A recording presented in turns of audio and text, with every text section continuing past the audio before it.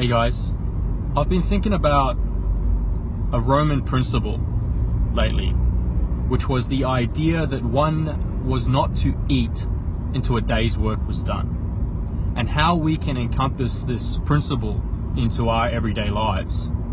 You see, we eat all the time unless you actually do intermittent fasting, and I don't think it's necessarily the food that's the importance of this principle. It's the philosophy of fulfillment of what eating is, and it's this idea of not gratifying yourself until a day's work was done, and this idea of maintaining this fitness and this mental discipline to striving for our goals and ensuring that all the little things are complete.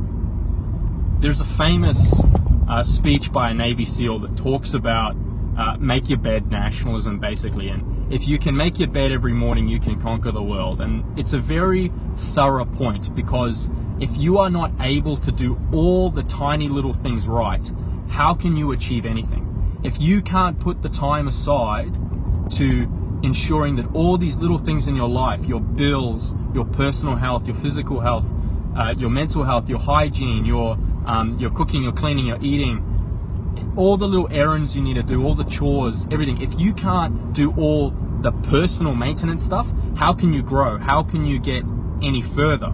If you haven't got all that nutted out, all completely packed away, done, it's part of your routine, you're going to struggle to grow anywhere. And it's an issue that I've found personally and I've always been trying to work on. And it's the simple things. It's, you know, when you're cooking dinner, you should have the kitchen clean before you even finish cooking, so that when you're actually done, you know, all you're doing is cleaning a pan and a plate and a knife and a fork, or whatever it is, you know. And it's harder to do things lazy. It's harder to leave things to the last minute, and procrastination is one of the procrastination and excessiveness are two cancers that are destroying us, destroying our souls.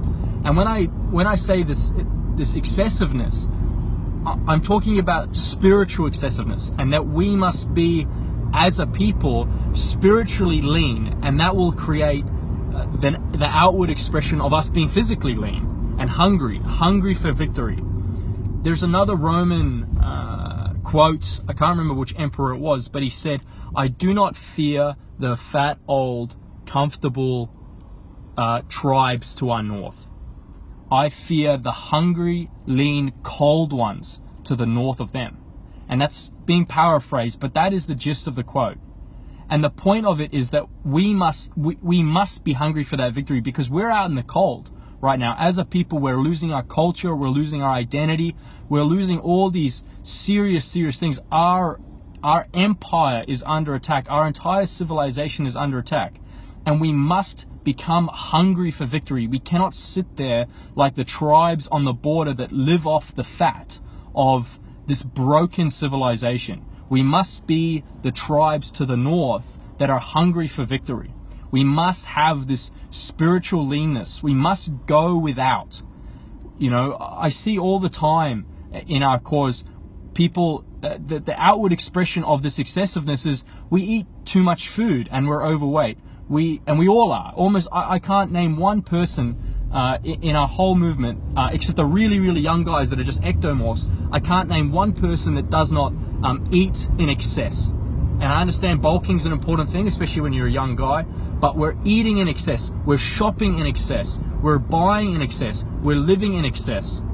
You know, everything about us, it's spiritual, you know, negroidism almost. We don't need these things, we just want them, and we don't have this self-discipline to tidy up after ourselves and clean up our personal spaces and live by example.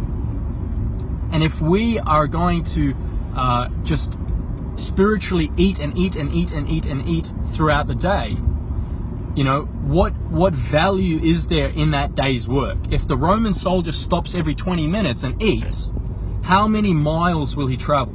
He's not going to travel the 25, 30 Roman miles every day that he traveled and set up camp and all this, you know. And we are not going to succeed as a movement with the current mentality. We must always expect more of ourselves and we must always expect more of each other. We must use time, which is our most valuable asset. We must use it wisely, because otherwise we will waste away and we will watch the world burn around us, and we will not be prepared for that fight that is coming. And we have the most, in terms of a historical sense, the weight of civilization is on our shoulders. And I don't want anyone to take that as cliche. The weight of thousands of years of civilization is on our shoulders. If we lose this battle in our generation, in our lifetime, this next 50 years is the most crucial part of the history of mankind. And there are people that still struggle to make their bed, clean their room, and do the basics. So let's, as a movement, pick each other up.